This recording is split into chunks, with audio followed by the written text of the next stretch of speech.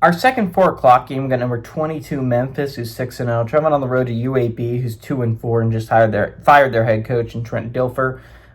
Memphis favored by 21.5 points on ESPN2. Brendan Lewis for the Tigers going 105 on 154, thrown for 1,269 yards, 8 touchdowns, 4 interceptions. Sutton Smith had 70 carries for 454 yards and 6 touchdowns.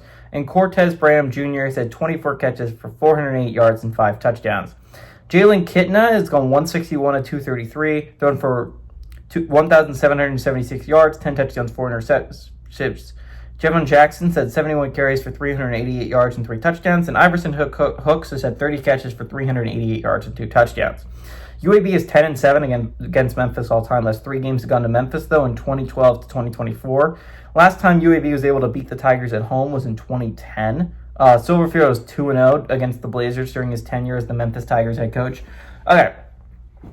Memphis is about to enter their most important stretch of the season, right? They've been kind of just chugging along ever since that Arkansas win, playing some mediocre American teams and winning pretty handily, right?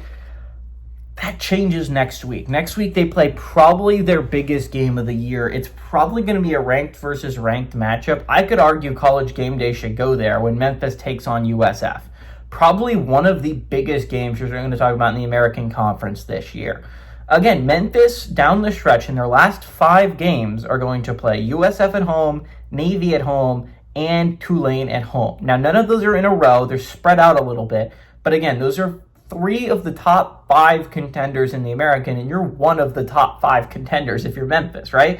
So you are playing 3 of the toughest teams in the conference over this next month and a half of play, right? So it is going to be really interesting, and Memphis's playoff fate will be decided in this next month and a half.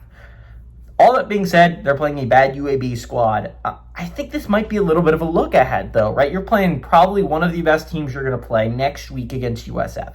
You're going to look ahead naturally to this USF game. You're going on the road to UAB, which adds another aspect to this problem, right? You're going to not have home field advantage. UAB will instead.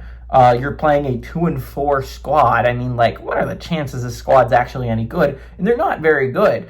But I think UAB has the offense, and especially under the new interim head coach, because Trent Dilfer is a moron, I think UAB keeps this somewhat tight, scary tight for Tigers fans, right?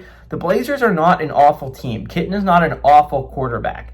I think that they keep this scary close, especially because it's a look-ahead game. I think the Tigers get caught looking ahead against the Bulls. I think they escape, and I think they win by 14, right?